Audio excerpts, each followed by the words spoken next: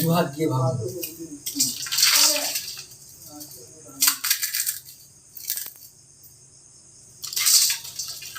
আর ভাঙছি বানাবো ফুচকা। ফুচকা কীভাবে বানাতে হয় সেটাই দেখিয়ে দেবো। এই যে রান্নাঘরে বসেই ফুচকার পুর ঢুকিয়ে ফুচকা খাওয়ার ব্যবস্থা করেছি কেন জানেন? আমি এইরকম গামলির প্রায় 1 গামলি আগে বানিয়েছি। সেটা বানিয়ে আমি সন্ধ্যা দিতে গেছি প্যাকেটে ভরে। আমার বর এসে যেই দেখেছে ফুচকা বানানো আছে, সেটা প্যাকেটটা নিয়ে পুরো বসে বসে খেয়ে নিয়েছে, আলু মাখা টক জল ছাড়াই। খানিকটা লেচি ছিল, সেই দিয়ে এইটা বানিয়েছি। এটা নিয়ে আর আমি ঘরে যাব না, আমি এই রান্নাঘরে বসেই বানিয়ে খেয়ে নেব, নাহলে এটাও আমার ভাগে পৌঁছাবে না। আমি একটা খেতে খেতে ওদের তার সব খাওয়া হয়ে যাবে। এই স্বাদের ভাগ দেওয়া যায় না। প্রথমে 1 বাটি ময়দা আর 1 বাটি সুজি, দুটো সমান বাটি নিয়েছি। 1 বাটি ময়দা 1 বাটি সুজি নেব। নিয়ে দুটোকে একটা পাত্রে ঢেলে ভালো করে মিশিয়ে নেব। একদম কোথাও যেন একটা এদিক ওদিক না থাকে। সুজি আর ময়দা ভালো করে দুটোকে মিশিয়ে নেব। এতে কোনো কিছু দেব না, না নুন না তেল না কিচ্ছু দেব না। ভালো করে মিশিয়ে নিয়ে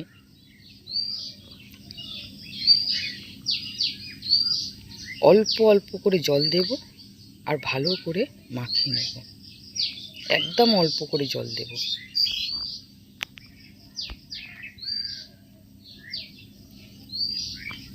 একদম অল্প অল্প জল দিয়ে ভালো করে মাখিয়ে নিয়েছি। একদম শক্ত শক্ত করে মাখাবো।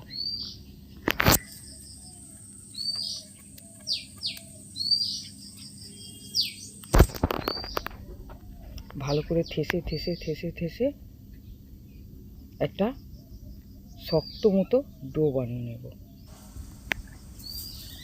এবার একটা পলিথিন ক্যারি ব্যাগে ঢুকিয়ে রেখে দেব।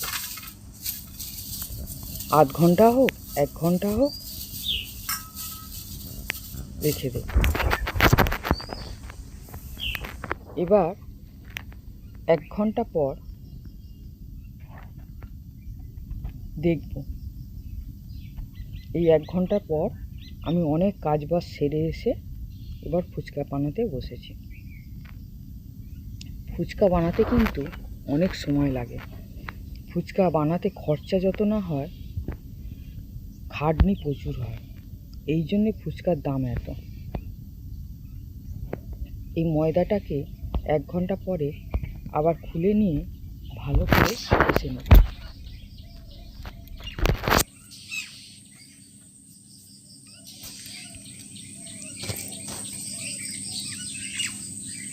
ঠেসে নিয়ে এরম সরু সরু লম্বা লম্বা করে নেব।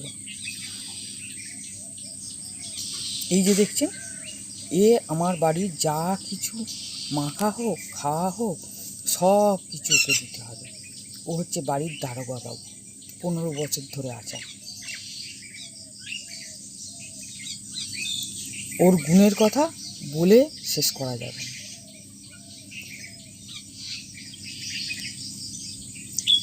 কেউ যদি ওকে কোনো খাবার না দিয়েছে, ওর মনে আর পেটে পেটে এত বুদ্ধি, না দেখলে বিশ্বাস করবেন না। কেউ খাবার খাবে, ওকে না দিয়ে খাবে, এটা সে ভাবতেই পারে না। ওর বাটিতে যে জল থাকে ধরে উল্টে তার পাতে ফেলে দেবে। এত বদমাইশি বুদ্ধি। এই যে যতক্ষণ এইগুলো লেচি বানাচ্ছে ততক্ষণ ওকে একটা করে দিতে হবে।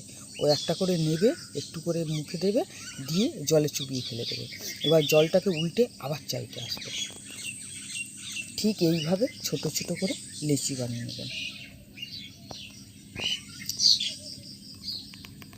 একদম কাবলি ছোলার থেকে সামান্য একটু বড়। ওই মহারাজ এই যে আবার ওকে দিতে হলো।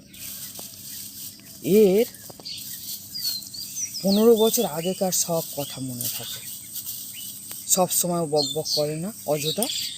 ও বাড়ির যদি কেউ যদি না থাকে, কোনো একজন ব্যক্তি না থাকে, তাহলে ও সব পুরাতন কথা মনে পড়ে, সেই 15 বছর আগেকার সব কথা বক বক বক বক করতে থাকে। আর যখনই আমি ভিডিও করতে যাবো তখনই ওর কথা বন্ধ করে দেবে।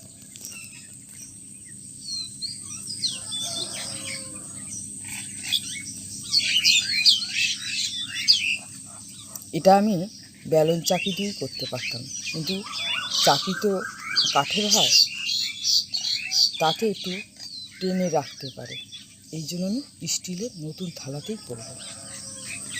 তেলে ওঠাতে সুবিধা, কেন এতে এই একটা আঙুলের মধ্যে যেটুকু তেল উঠেছে ওইটুকু তেল দিয়েই আমি হাতে বুলিয়ে নিয়ে বেলনের মধ্যে লাগিয়েছি আর থালার মধ্যে বুলিয়ে নিয়ে লেচি বেলতে শুরু করেছি।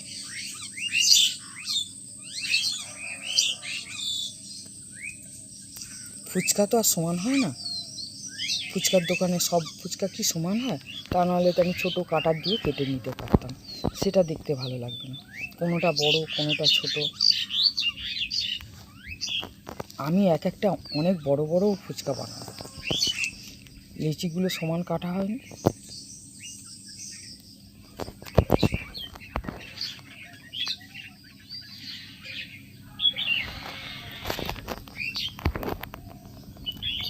এই সব ফুচকা এইভাবে বেলে নেব।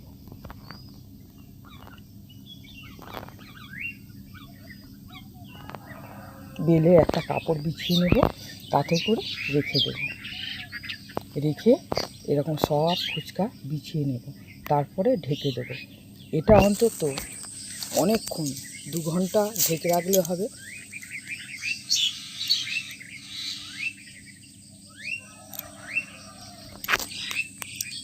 আমি এইভাবে একবার ফুচকা বানিয়ে আপনাদের দেখাচ্ছি যে এটার জন্য কতটা টাইম নষ্ট হয়, এই জন্য ফুচকার দাম এত নেয়। ফুচকা আটা মেখে ঢেকে রাখো, তারপরে বেলে কিছুক্ষণ ঢেকে রাখো, তারপরে আবার ভাজার আগে কিছুক্ষণ রেখে দাও।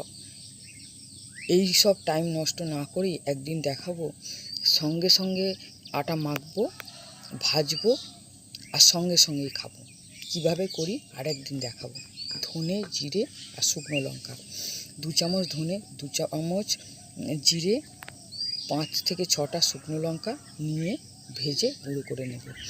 এটাই হচ্ছে অরিজিনাল ফুচকার মশলা, এছাড়া আর কিচ্ছু দেয় না। এইটাই হচ্ছে ফুচকার অরিজিনাল মশলা। ফুচকা ভাজতে একটু বেশি তেল লাগে, আমি কড়াতে সাদা তেল নিয়ে নিলাম, নিয়ে ভালো করে তেল গরম করতে হবে।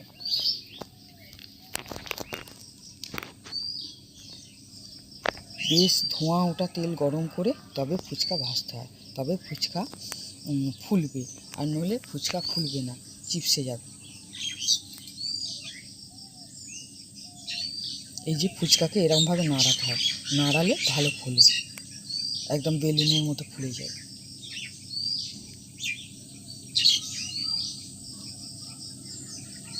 কি বলবো বন্ধুরা, ভাজলাম আর সব খেয়ে নিল।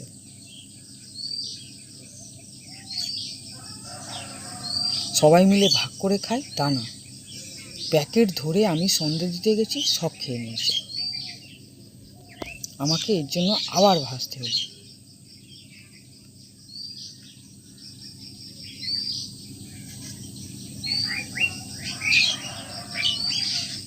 এই যে প্রত্যেকটা ফুলটা, আমার একটাও ফুচকা ফোলেনি এরম নেই, সব ফুচকা ফুলেছে। এই যদি ঠান্ডা তেল হয় বা এই যে নাড়াটা হচ্ছে সেই নাড়াটা যদি না হয় তাহলে ফুচকা চুরমুর হয়ে যায়।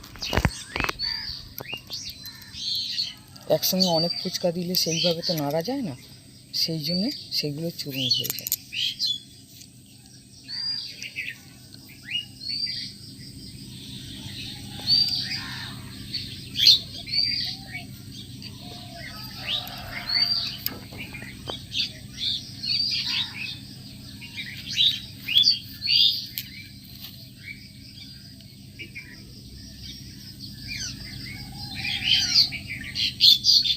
এইভাবে ফুচকা সব ভেজে নেব।